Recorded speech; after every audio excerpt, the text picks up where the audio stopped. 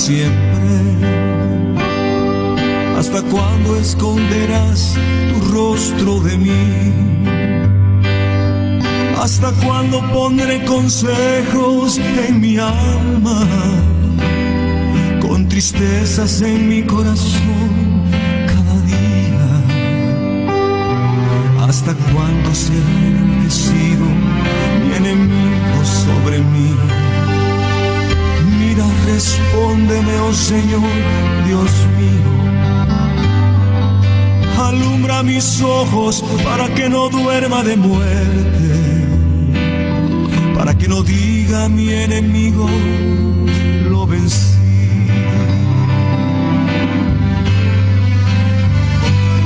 Mis enemigos se alegrarían si yo resbalara, mas yo en tu misericordia he confiado, he confiado. Mi corazón se alegrará en tu salvación. Cantaré al Señor porque me ha hecho bien, porque me ha hecho bien. Cantaré al Señor.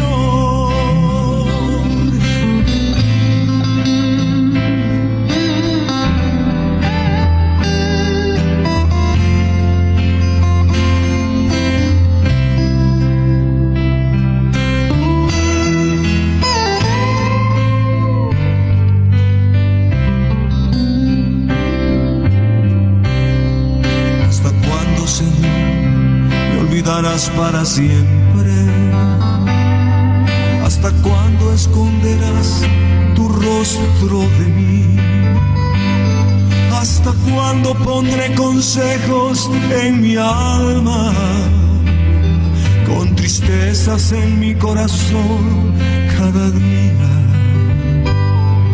¿Hasta cuándo será enaltecido mi enemigo sobre mí? Mira, respóndeme, oh Señor, Dios mío. Alumbra mis ojos para que no duerma de muerte, para que no diga mi enemigo, lo vencí. Mis enemigos se alegrarían si yo resbalara, mas yo en tu misericordia he confiado, he confiado. Mi corazón se alegrará en tu salvación. Cantaré al Señor porque me ha hecho bien, porque me ha hecho bien. Cantaré al Señor. Mis enemigos se alegrarían si yo resbalara, mas yo en tu misericordia he confiado, he confiado. Mi corazón se alegrará en tu salvación. Cantaré al Señor porque me ha hecho bien, porque me ha hecho bien. Cantaré al Señor, al Señor,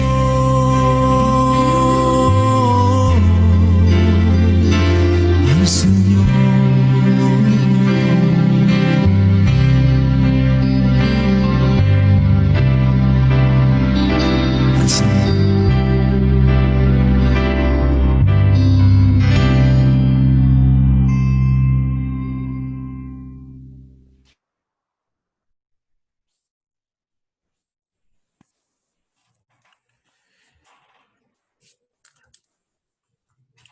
En el verano 1851, un equipo de búsqueda encontró el cuerpo sin vida del misionero inglés Allen Gardiner, escondido en la barca en la que había naufragado durante sus últimos días. Él y sus compañeros, incluyendo a su hijo, habían naufragado en la Tierra del Fuego. Al final, Lo que les quedaba fue muy poco, las provisiones se acabaron, la muerte llegó. De manera lenta pero inevitable, cada uno murió, cada uno de ellos. Conocemos algunos de los pensamientos de Allen Gardiner durante aquellos días, por medio de unas cartas que había dejado para su familia y de cosas que había escrito en su diario personal que se encontró junto a su cadáver. En una de las últimas frases, estaba desesperado por beber agua. La angustia nacida de aquella sed hizo que escribiera que era casi lejos de su hogar y de sus seres queridos, murió solo, aislado, debilitado físicamente, de hecho, quebrantado. No precisamente es nuestra idea para el final de nuestra vida cristiana victoriosa, ¿no es cierto? Cuando nosotros nos acercamos a Dios mayormente dentro del cristianismo moderno, se nos ha infundido una fuerte idea de que todas las cosas deben ser éxitos a los ojos que el éxito se ve en el mundo. Pero lejos está de las palabras del Señor tales afirmaciones con respecto a aquellos que Él ama. Quiero pedirte esta mañana que me acompañes al Salmo número 13. Salmo número 13. Dice la palabra del Señor, la cual leo en el nombre del Padre, del Hijo y del Espíritu Santo. Al músico principal, Salmo de David. ¿Hasta cuándo me olvidarás para siempre? ¿Hasta cuándo esconderás tu rostro de mí? ¿Hasta cuándo pondré consejos en mi alma con tristeza en mi corazón cada día? ¿Hasta cuándo será enaltecido mi enemigo sobre mí? Mira, respóndeme, oh Jehová Dios mío. Alumbra mis ojos para que no duerma de muerte, para que no diga mi enemigo, lo vencí.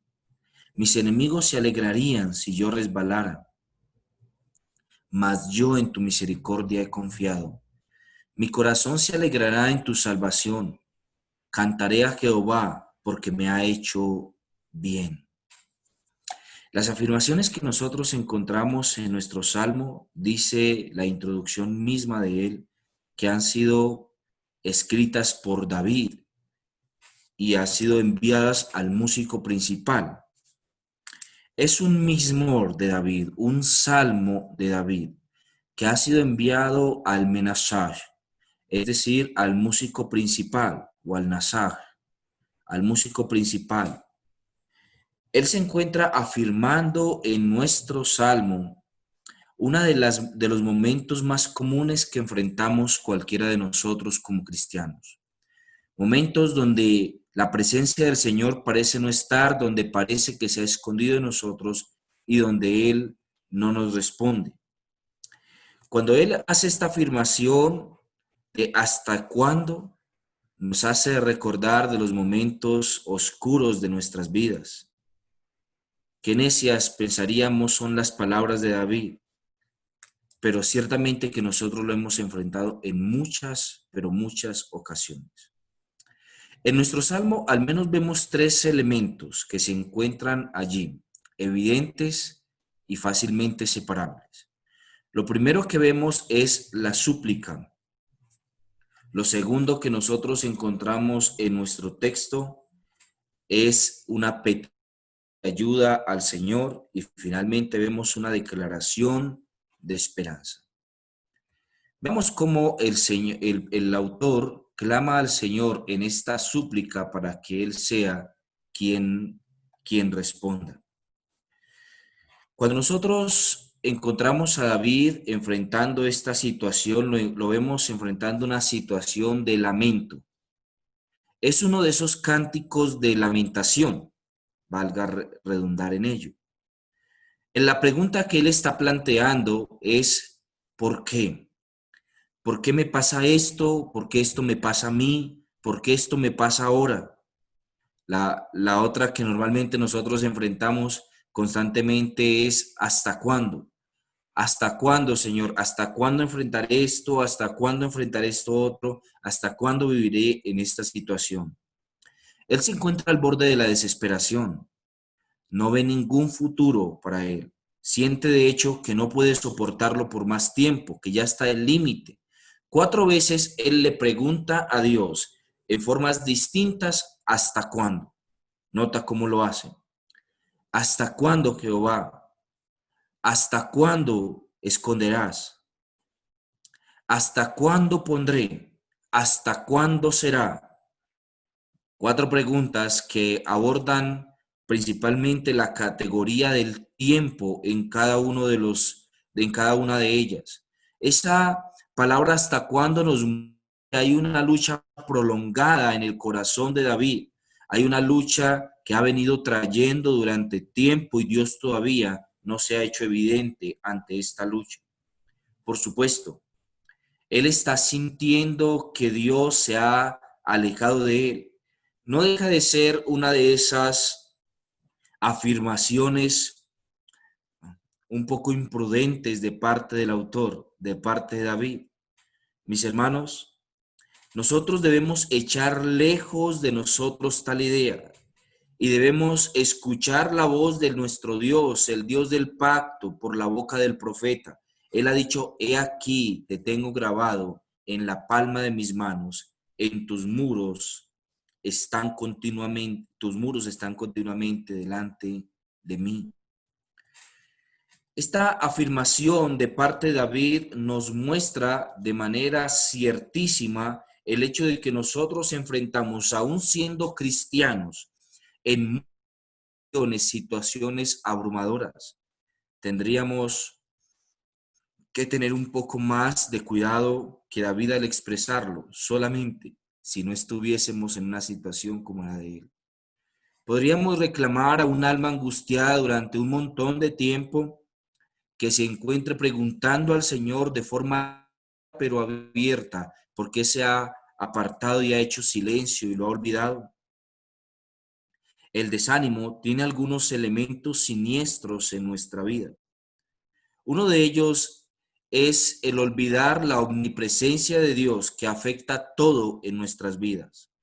Sin embargo, es a la vez un sentimiento general, difícil de definir, que parece disuadirnos de examinar sus raíces demasiado profundas y nos lanza prontamente a un sentimiento y una experiencia dolorosa, demasiado dolorosa.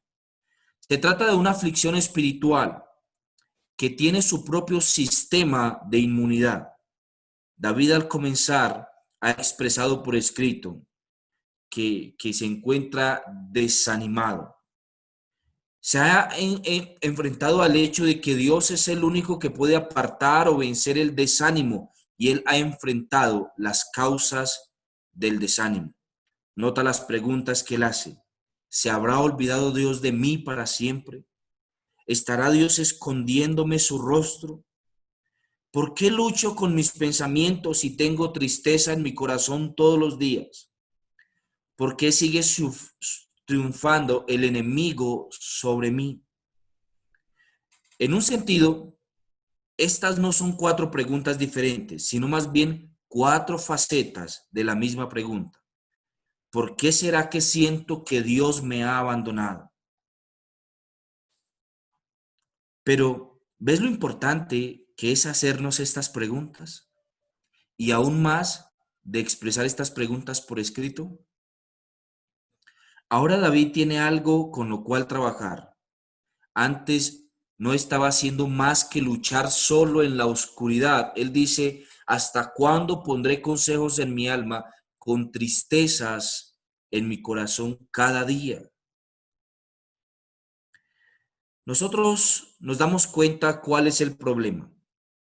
El problema es que hay un sentimiento profundo en el alma de que Dios se ha olvidado de nosotros. Puede ser la situación que sea que estemos experimentando, el cristiano tiene gozo en la aflicción, a no ser que en su interior perciba que Dios se ha olvidado de él, que sienta a Dios lejano, como que ha desaparecido, como que ha salido de nosotros. A veces hablamos de lo que es disfrutar esa sensación de la presencia de Dios en nuestras vidas. Es una de las grandes bendiciones de la experiencia cristiana. Dios está con nosotros y cada día somos conscientes de que Él se encuentra cerca. La experiencia de David, por el contrario, ya no tenía más esa sensación de la presencia de Dios, sino una deprimente sensación de que Dios se encuentra ausente. Le parecía como si Dios se hubiera dado de él. Nosotros nos olvidamos de alguien cuando nuestro verdadero interés está en otra parte. ¿Te ha pasado en tus experiencias juveniles o aún presentes? Nosotros nos olvidamos de algo cuando perdemos el interés en él. La persona de quien nos hemos olvidado ha perdido su anterior significado para nosotros. Cuando somos nosotros las personas olvidadas, por supuesto, la hoja cambia. Tendemos a sentirnos rechazados, pasados de largo, humillados. Se nos ha hecho sentirnos pequeños e insignificantes. Y esto nubla la manera en la que miramos y afecta la manera en la que hacemos las cosas. Es algo deprimente. Sin embargo, sentirse olvidado por Dios es algo devastador sobre casi todo lo que nosotros hacemos. Sobre todo si nosotros, como David, creíamos que hemos sido hechos a la imagen perfecta de Dios o que estamos disfrutando de una relación especial que muchos otros no disfrutan con Dios. Esto lo expresa David en su clamor, cuando él dice: ¿hasta cuándo esconderás tu rostro de mí? Olvidarse puede ser sin querer, tal vez un simple despiste. Nosotros lo sabemos.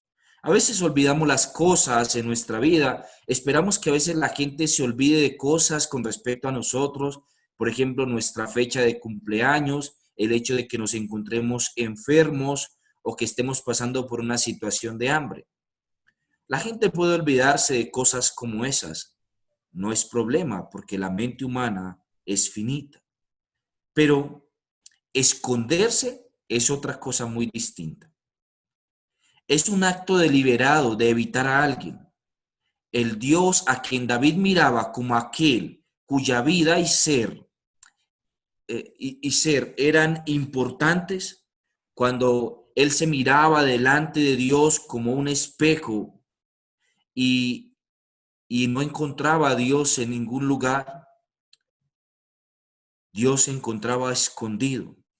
Por supuesto, esto es un acto deliberado de haberse apartado de alguien. No solamente porque es de manera repentina y por un despiste se nos pasa, sino porque efectivamente y voluntariamente hemos querido apartarnos de algo. El Señor se encontraba escondiéndose de David, escondiendo el rostro a David. David sentía que su propia vida se encontraba en peligro. ¿Cómo podría la vida tener significado si Dios estaba apartando su rostro de él? ¿Cómo podría tener significado si aquel que es el único que importa en la vida finalmente se esconde de nosotros? Y había algo peor que eso. Cuando Dios esconde su rostro, no sabemos qué está mirando ni qué está planeando. Este era el problema de David. Había perdido todo sentido de lo que Dios estaba haciendo. No podía ver la sonrisa en su cara ni vislumbrar siquiera su infalible propósito de gracia. No tenía pistas en su experiencia que le pudieran animar o ayudarle a pensar. Ahora puedo vislumbrar lo que el plan de Dios tiene que ser. Peor que esto, David no podía ver la luz al final del túnel. Ni siquiera sabía si había algún final del túnel. Dios se había olvidado de él y se había escondido de él. Ah, mis hermanos, que sean pasados inadvertidos por Dios, que Dios pase inadvertidos a aquellos que pertenecemos a su pueblo, es algo que corroe el corazón y nos hará decir: ¿hasta cuándo, Señor? ¿hasta cuándo? No podemos olvidar a nuestro Rey de Gloria, el que fue crucificado en la cruz, diciendo en el momento de angustia, ¿por qué te has olvidado de mí o por qué me has desamparado? Aún el Rey eterno, el cristiano por excelencia, el Rey entre los justos, clamó al Padre diciéndole, ¿por qué me has desamparado? Nosotros enfrentamos situaciones en nuestra vida que a veces nos superan, situaciones en nuestra vida que nosotros debemos con toda seguridad enfrentar, situaciones en nuestra vida en las que nosotros las estamos enfrentando a nuestra apariencia solos y en la que nosotros pensamos que Dios se ha olvidado de nosotros. Pero no es así, realmente no es así.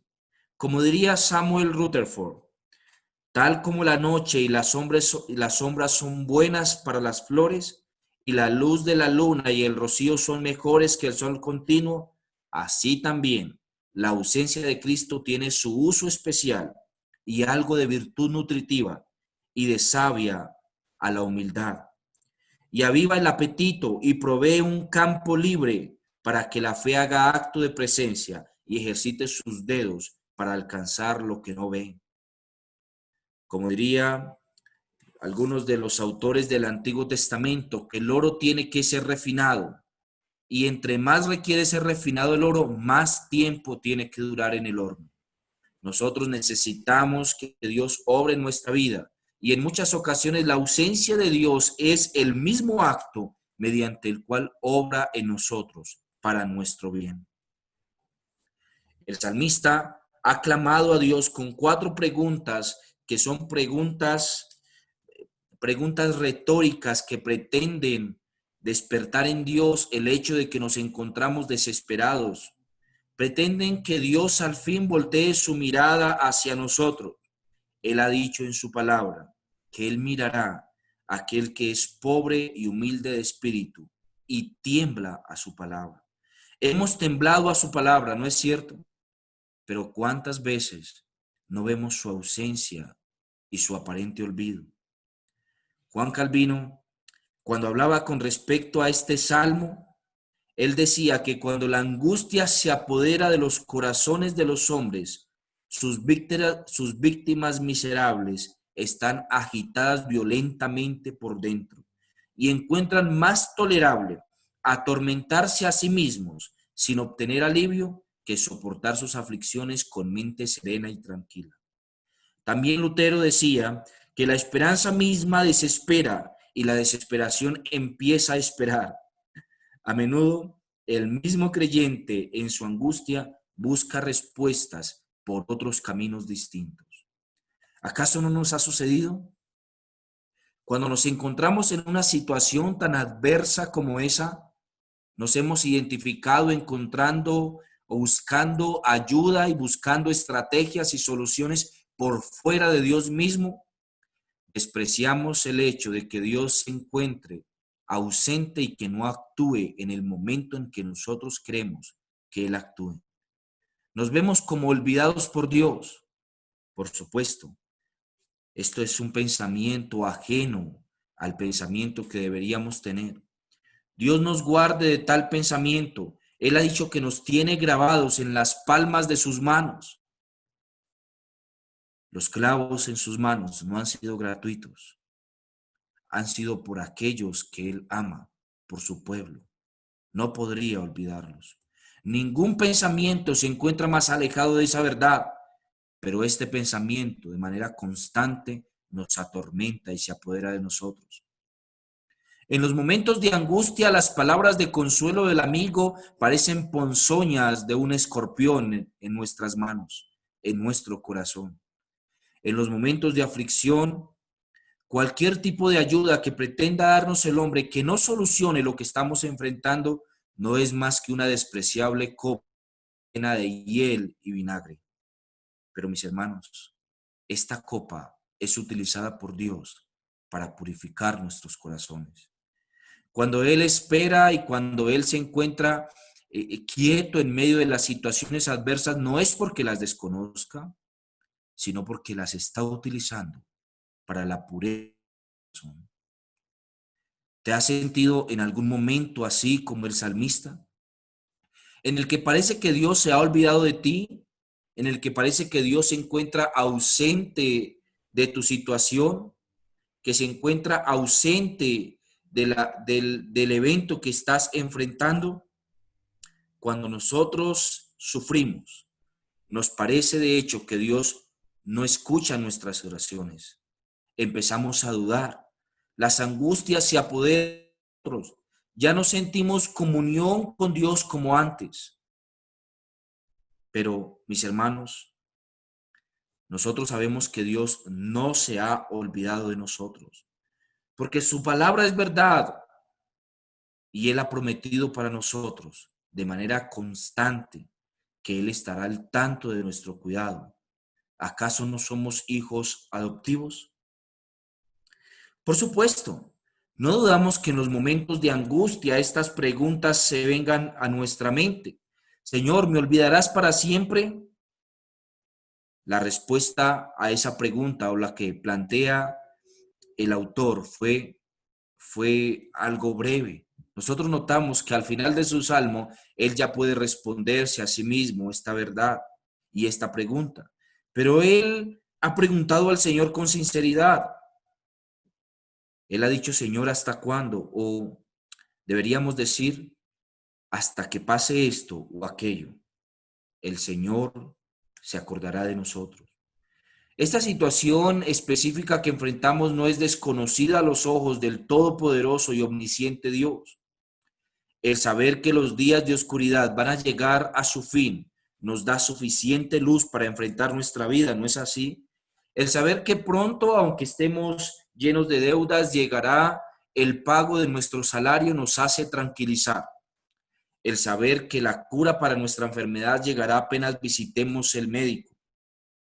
El sabernos que en esta situación angustiosa en la que vivimos, hemos encontrado a nuestros hijos en las drogas, hemos encontrado a nuestra esposa o esposo siéndonos infieles, hemos enfrentado situaciones adversas y pasamos los días como cuando pasa la noche y la noche no termina y al final nosotros no tenemos ni siquiera esperanza de cuándo amanecerá. Una cosa es saber que pronto llegará la solución porque tenemos de dónde tomar o de algún tipo de opción o porque nos llegue la solución, aunque sea en el futuro. Eso es algo. Pero vernos sin ningún tipo de salida, ni siquiera en el futuro, eso realmente es algo desesperante. Saber que en el presente enfrentamos una situación que no tiene solución en el futuro, que no vemos ninguna salida, ha llevado a muchos finalmente al suicidio, incluso a pastores, incluso a buenos, los ha llevado incluso al suicidio. Vernos, mis hermanos, en una situación que no manifiesta ninguna salida en el futuro, mientras perdemos de vista el hecho de que Dios está utilizando esa situación para nuestra pureza o para nuestra condenación eterna, es algo que llama la atención con respecto a nuestra vida como cristianos. ¿Te encuentras tú en una situación en la que no ves salida ni en el presente ni en el futuro? ¿Sientes en esa situación? Entonces, bienvenido. Estás sintiendo lo mismo que el salmista sintió. Ahora bien, el salmista no se queda en esa situación, en sus dolores, sino que él, además de eso, le dice al Señor, en palabras de bastante lamento y dolor, le dice, Señor, el enemigo va a tener la victoria sobre mí, se va a regocijar en que yo haya sido derrotado. Agustín de Hipona veía en las palabras el enemigo al diablo, a Satanás. Él creía que cuando se refería aquí al enemigo, se refería al enemigo de nuestras almas, al diablo, el cual mediante su uso de la opresión espiritual, enviando a sus secuaces los demonios y ocasionando presiones en nuestra vida, es victorioso cuando nosotros finalmente sucumbimos a que la boca del infierno nos trague, habiéndonos apartado de Dios para siempre. Pero muy probablemente no se refiere a ese enemigo, sino que se refiere a algún enemigo cercano que tuviese David, probablemente dentro del mismo trono, que quisiera la muerte de David para tener su propio beneficio. Este evento nos recuerda el momento cuando David se encuentra enfermo de muerte y uno de sus hijos, diferente ahora de Absalón, es decir, un segundo hijo, se levanta para tomar el reino a causa de que sabe que su padre le dará el trono a Salomón. Y se levanta nuevamente para hacerse rey en todo el reino. Y esto obliga a David, en medio de una situación de enfermedad como esa, a levantarse y ceder el trono a su hijo Salomón. Por supuesto, Salomón hace justicia.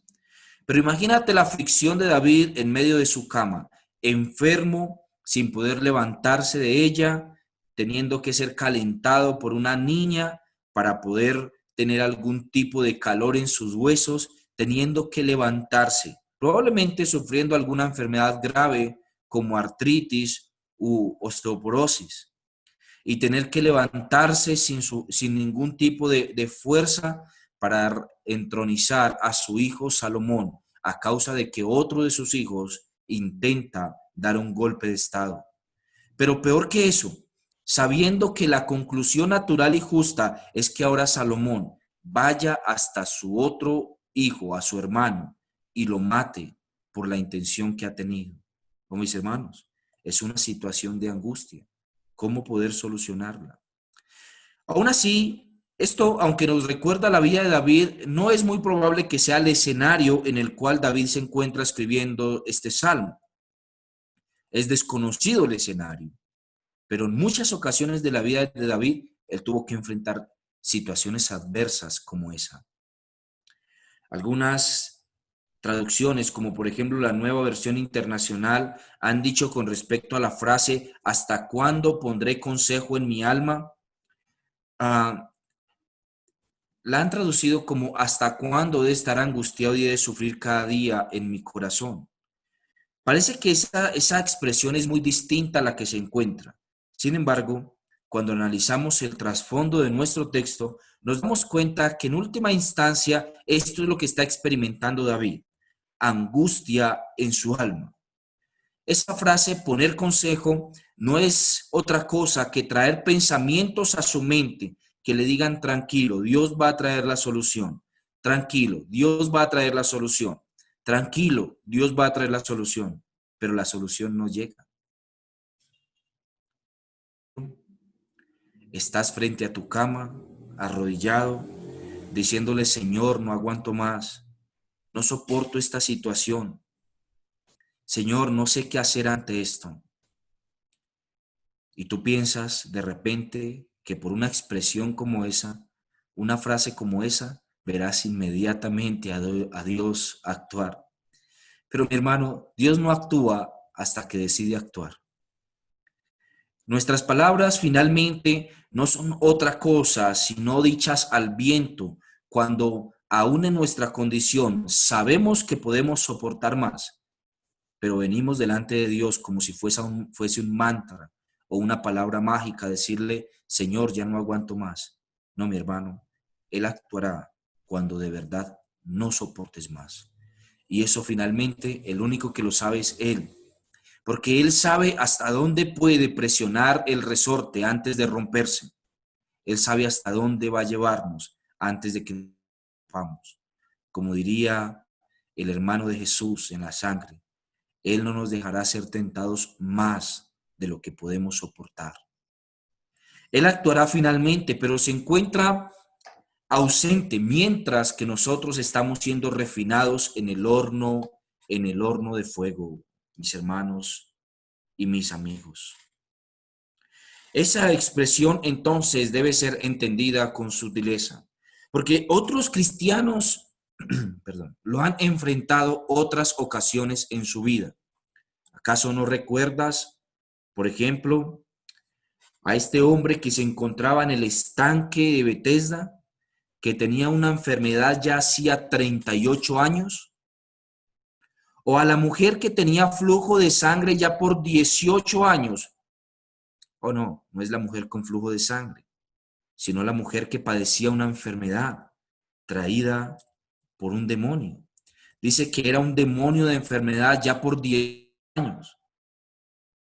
Pero no obvies lo que te he dicho.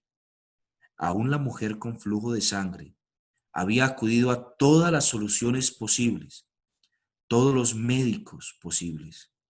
Las soluciones humanas que pudo haberse imaginado las intentó, hasta que su única solución fue venir al rey.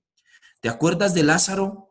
Lázaro y el rico, toda su vida sufriente, teniendo males, sentado a la puerta de un rico que no permitía ni siquiera que los perros comieran lo que se caía de su mesa. ¿Acaso no recuerdas su situación? ¿Acaso no recuerdas que fue transferido al seno de Abraham y entonces tuvo regocijo? Finalmente, la ausencia de Dios dio como resultado su verdadero propósito. Así nosotros, mis hermanos, y todos los que nos sintamos identificados con este salmo, debemos tener la seguridad en nuestro corazón de que Dios no olvida a su pueblo y que al final la ayuda vendrá de parte del Señor. Y entre tanto, todas las cosas que Él está haciendo cooperan para nuestro bien, aunque nosotros no lo veamos. Nosotros vemos al salmista en muchas ocasiones diciendo que cantará al Señor.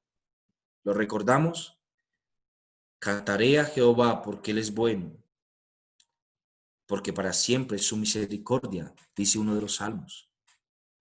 El mundo se maravilla cuando nosotros podemos estar contentos en las desgracias extremas. Esa es una actitud propia del cristiano. El cristiano se siente feliz aún en medio de la angustia. El mundo debería sorprenderse pensando en cómo puede este hombre, esta mujer, estar feliz en medio de esta situación. ¿Cómo puede estar feliz en medio de la muerte de uno de sus seres más amados? ¿Cómo puede estar feliz sabiendo que ha llegado el día de la renta y no tiene con qué pagar? ¿Cómo puede estar feliz ante el suicidio de un ser cercano? ¿Cómo puede encontrarse feliz en medio de una situación como esta? Está enfrentando infidelidad, está enfrentando dolor. ¿Cómo puede estar feliz? Bueno, allí está el espíritu del cristiano. Pero mis hermanos, aceptémoslo. ¿En cuántas ocasiones, a pesar de ser cristianos, no tenemos que enfrentar situaciones de depresión? ¿En cuántas situaciones el rostro feliz del cristiano que se nos dice debemos tener se aparta de nosotros y viene un rostro de melancolía y tristeza profunda? La noche ha llegado.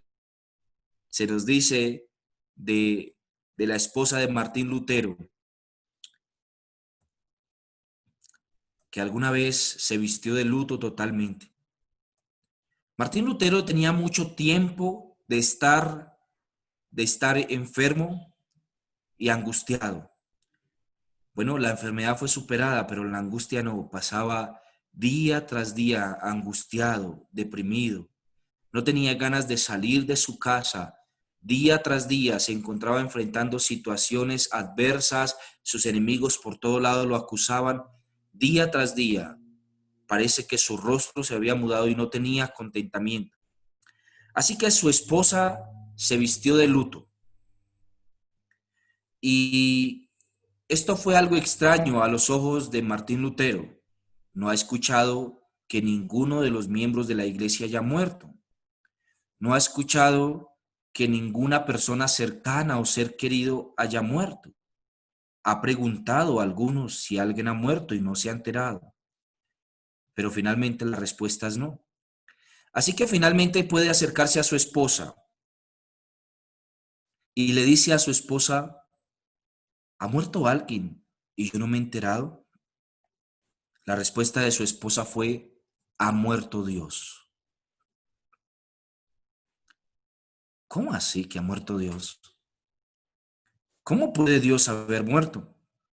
Bueno, la respuesta de su esposa, ha muerto Dios, aparentemente, porque no hay ninguna felicidad en tu rostro hace días. Esto fue tan iluminador para Martín Lutero que finalmente en medio de su meditación y en medio de su tiempo de pensar en esta respuesta, él pudo llegar a la conclusión precisa. Dios no ha muerto. El motivo de nuestra alegría siempre será Dios y Él no ha muerto. Ahora, hermanos, el mundo no entiende eso. El mundo no entiende eso. Es extraño para el mundo esa expresión. El mundo tiene temores. El mundo necesita ver la luz al final del túnel. Y así pasó con nuestro autor. Así pasó con David. Él ve la luz al final del túnel. Mientras que nosotros admitimos nuestros sentimientos delante del Señor, podemos ver la luz al final del túnel. Podemos intentar tener pensamientos religiosos postizos delante de los hombres, mostrándole a los hombres que no está pasando nada en nuestra vida. De hecho, lo hacemos constantemente. Aún en los momentos más difíciles, cuando alguien viene a preguntarnos qué está sucediendo con nosotros, cómo estamos, nosotros afirmamos bien. Estamos bien, gracias a Dios. ¿En serio? ¿Eso es verdad? ¿Estamos bien delante de Dios o bien realmente nuestra vida? ¿O estamos colocando una máscara, una pantalla que no deja ver lo que realmente estamos experimentando en el interior? Oh, mis hermanos, aún el pastor terrenal no podrá traer ningún tipo de, de medicina para nuestra alma a no ser que se entere de las cosas que estamos enfrentando. Así tampoco, mis hermanos, nosotros tenemos o podemos ver la luz al final del túnel hasta que no reconocemos nuestra condición. Este no es el ejemplo de David. David viene delante de Dios con sinceridad diciéndole: Señor, siento que te has olvidado de mí, siento que te has apartado de mí, siento que estás lejano, siento que no me ves, siento que no actúas, siento que te has olvidado de mí. Esa sinceridad delante del Señor abre la puerta para que Dios obre en nuestra vida, por supuesto, en el tiempo que Él considere que es suficiente, en el tiempo que Él considere que es suficiente que nuestra vida se encuentre en el horno caliente de la purificación de nuestros corazones. Allí será cuando Él actúe. Pero mira, cuando nosotros reconocemos las cosas, como cuando un drogadicto acepta su problema, o cuando un borracho acepta su problema, o cuando un mentiroso acepta su problema, o cuando un adúltero acepta su pecado, o cuando un ladrón acepta su problema y su pecado. Así, cuando nosotros aceptamos que Dios se encuentra distante, que realmente no es Dios, sino nosotros, que Él se encuentra ausente y podemos venir delante de Él con sinceridad, rogándole que por favor actúe y con seguridad también de que Él actuará en su momento, en su tiempo, nosotros podremos ver la luz al final del túnel. Habrá esperanza para nosotros en ese problema en el que sentimos que no hay ningún tipo de solución cuando aceptemos que el que tiene el control total es Dios y que Él traerá la solución en su tiempo. Cuando nosotros descansamos con nuestra fe en esta verdad, entonces nosotros tenemos luz al final del túnel, porque ya no estamos solos. Aquel que nos sostiene de nuestra mano milita con nosotros. Así, nosotros vemos entonces la petición del salmista. La petición del salmista no es distinta a la petición que hizo el sumo sacerdote Aarón cuando estuvo frente a todo el pueblo. Aarón dijo delante del pueblo: Jehová te bendiga y te guarde. Jehová haga resplandecer su rostro sobre ti y tenga de ti misericordia. Jehová alce sobre ti su rostro y ponga en ti paz. Mi hermano, qué maravillosa oración, ¿no? Lo que está pidiendo Aarón es para todo el pueblo y no se refiere al cuidado físico principalmente, sino al cuidado de su alma. Esta palabra, y ponga en ti paz, Habla de tener tranquilidad en medio de las situaciones más adversas de nuestra vida, más adversas de nuestra vida.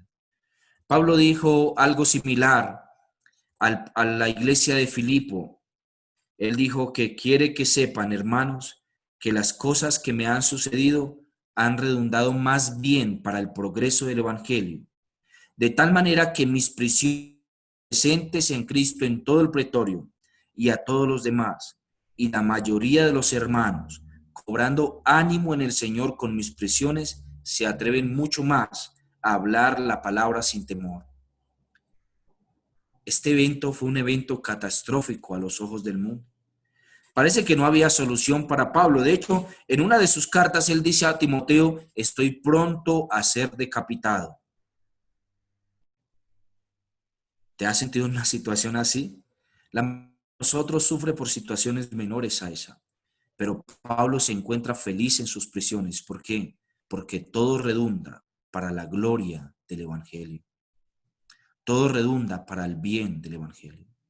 Él es el mismo que afirmó que a los que aman a Dios todas las cosas le ayudan para bien. El hombre que estuvo en prisiones, en naufragios, con hambre, mordido por una serpiente, es el que está diciendo que todo redunda para la gloria del evangelio. Cuando el centro de nuestra vida es Dios y su glorioso evangelio, entonces debemos saber que toda la situación que estamos enfrentando puede y debe y será algo que redunde en la gloria del evangelio, en la gloria del evangelio, en la gloria del evangelio, mis hermanos. Ahora bien, nosotros vemos circunstancias difíciles en nuestra vida y por eso nosotros sabemos que el venir delante de Dios es lo mejor, porque vemos la luz al final del túnel así y luego somos recuperados. ¿Cómo se recupera una persona que ve que su situación no tiene ningún tipo de solución, que Dios lo ha desamparado? Bueno, primero se recupera recordando las promesas de Dios. El día de ayer dijimos que la palabra de Dios es limpia, es pura, es segura, y las promesas de Dios se encuentran en su palabra. Mis hermanos, en los tiempos de menor aflicción nosotros debemos memorizar los versos de la Biblia que presentan promesas para sus hijos. Así lo hizo David. Él memorizó los textos de la Biblia que representaban esa seguridad para el alma afligida. Mira que al final, en el verso 6, él recuerda esta realidad. Muchas veces lo dicen los salmos, él dice: mas yo en tu misericordia he confiado, mi corazón hará en tu salvación, cantaré a Jehová porque me ha hecho bien. Muchas veces lo repite, aún en los momentos de angustia. Muchas veces él se encuentra repitiendo una y otra expresiones que los profetas habían escrito, que Nehemías luego también recuerda más adelante, diciendo que David mismo lo dijo. David tomaba la ley de Dios todas las mañanas y luego iba a ella y memorizaba sus palabras. Cuando nosotros nos encontramos en medio de la angustia, el memorizar las promesas de Dios es para nosotros satisfacción. Porque así podemos decirle a la prueba, a la aflicción, a la tentación, al ataque de Satanás, podemos decirle: Jehová, Jehová, fuerte, misericordioso y piadoso, tardo para la ira y grande en misericordia. Así podemos decirle: mas tú me sostienes de tu mano derecha. Así podemos decirle: mas yo en Jehová he confiado. Así podemos decirle: mas no dejarás mi alma para siempre en el Seol. Así podemos decirle: no he visto justo desamparado, ni su descendencia que mendigue paz. Así podemos venir delante de la prueba con total seguridad en las promesas de Dios, que Él actuará. Él actuará. Él actuará, mis hermanos, porque Él lo ha prometido y sus palabras son verdad. Él decía: mas yo en tu misericordia he confiado. David ha confiado en medio de una situación tan grande como esa, en que Dios actuará. Él no se quedará quieto. David ha empezado por sí a salir de la situación de depresión y desconsuelo en el que se encuentra. Así también nosotros. Nota cómo lo hace David. Él utiliza tres expresiones aquí. Él habla de tres cosas. La primera es la misericordia. La segunda es la salvación de Dios. Y la tercera es la bondad de Dios que le hace cantar. Oh, mis hermanos, esas tres cosas para nosotros también son regocijo. Dios es bueno. No nos ha olvidado, no nos ha olvidado. Así podemos concluir este salmo. ¿Recuerda a Alan Gardiner? Lo mencioné al principio de nuestro salmo. Alan Gardiner murió finalmente en la barca a la deriva. Pero en sus palabras y en sus textos se encontraron muchos de ellos como este. Los leoncillos necesitan y tienen hambre, pero los que buscan a Jehová no tendrán falta de ningún bien. Así nosotros al final de nuestras pruebas podemos asegurar que Dios actuará. El tiempo que dure no lo sabemos. Eso depende de cuánto quiera el Señor refinar nuestro corazón. Pero finalmente Él no nos olvidará para siempre. Y como dijo Allen Gardiner, al final, después de haber visto muertos a sus amigos a su lado, Él se dedicó a esas de Dios y a descansar en Él. Mis hermanos, los leoncillos necesitan y tienen hambre, pero los que buscan a Jehová no tendrán falta de ningún bien. El Señor está al tanto y Él nos ayudará. Padre, yo quiero agradecerte mucho por este salmo. Bendito sea tu nombre, Señor, el cual callas en tantas ocasiones para que nosotros seamos perfeccionados y purificados. Padre, gracias por los momentos cuando tú no nos respondes, cuando nosotros creemos, porque eso nos enseña a descansar en ti, a tener fe en ti, a saber que no descansamos en lo que hacemos, sino en ti. Padre, gracias por tus palabras, porque tú no dejarás para siempre olvidado al justo, no dejarás para siempre desamparado al pobre en espíritu, porque tú has prometido en tu palabra, en Isaías 66, Señor, que tú mirarás al que es pobre en espíritu y que tiembla tu palabra. Señor, sabemos que nos estás mirando. Tantos sueños, tantas frustraciones, tantas situaciones puestas delante de ti, en ninguna nos has dejado, Padre, y en esta no nos dejarás. Porque tú eres Jehová el Altísimo, el que se sienta en el trono de la tierra, Jehová el Elión, el que mira todo lo que sucede y al que no se le escapa nada. Tu palabra nos ha dicho, Señor de gloria, que aún un árbol no se cae sin tu permiso, que no caen dos pajarillos al suelo sin que tú lo consientas.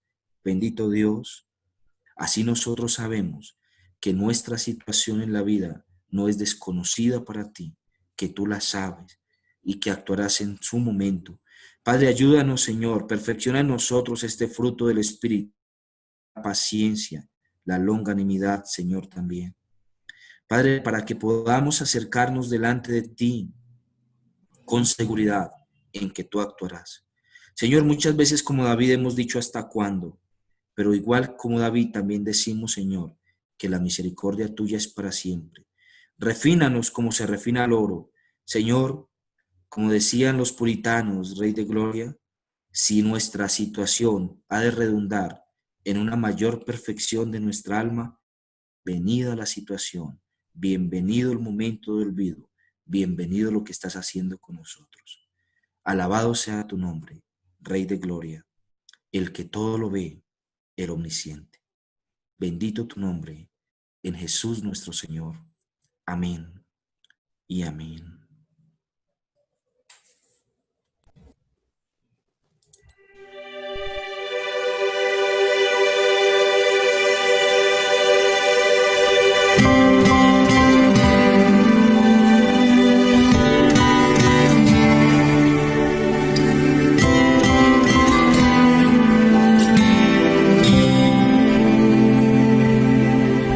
¿Hasta cuándo, Señor, me olvidarás para siempre?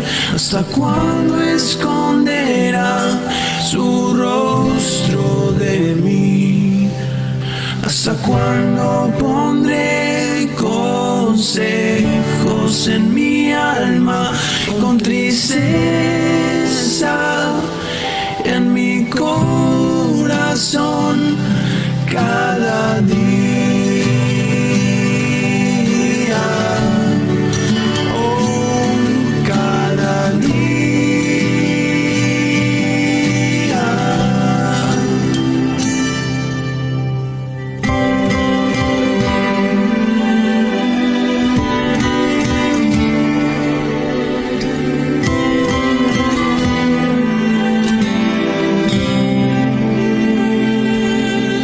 ¿Hasta cuándo, Señor, me olvidarás para siempre? ¿Hasta cuándo esconderás su rostro de mí?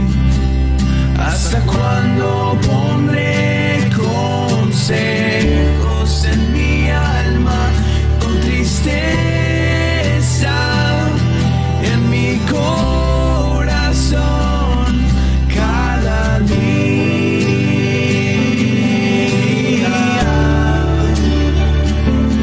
cada día?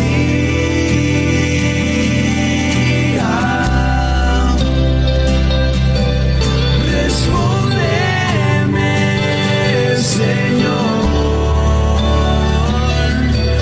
alumbra mis ojos para que no duerma de muerte, de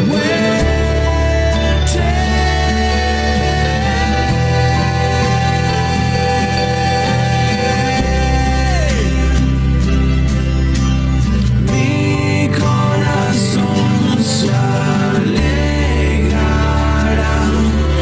en tu salvación, en tu salvación. Mi corazón se alegrará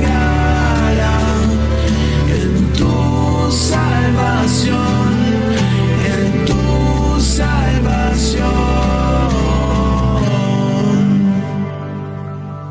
Respóndeme, Señor,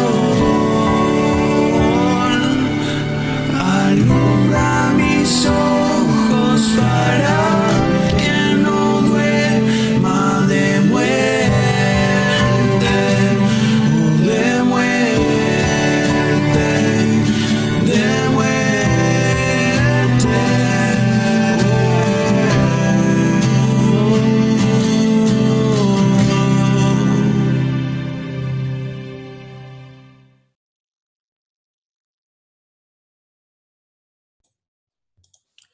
Mis hermanos, Dios los bendiga y los guarde. Espero que este día sea un día de gran bendición para ustedes. Que el Dios eterno, el Dios de la gloria, el cual lo ve todo, sea recordándonos durante todo el día que Él está presente, que no se ha olvidado de nosotros, que continúa refinándonos como se refina el oro, como se afina la plata. Dios los bendiga mucho, mis hermanos. Chao, chao.